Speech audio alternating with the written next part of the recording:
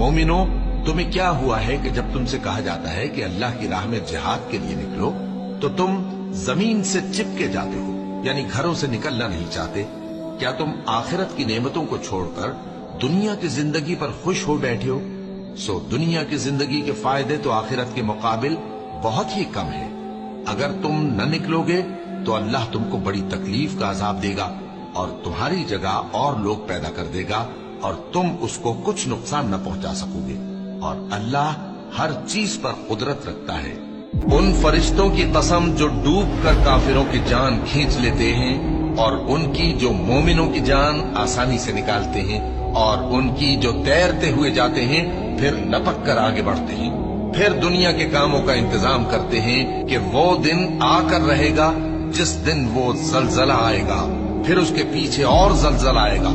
उस दिन लोगों के दिल खौफसदा होंगे और आंखें झुकी हुई।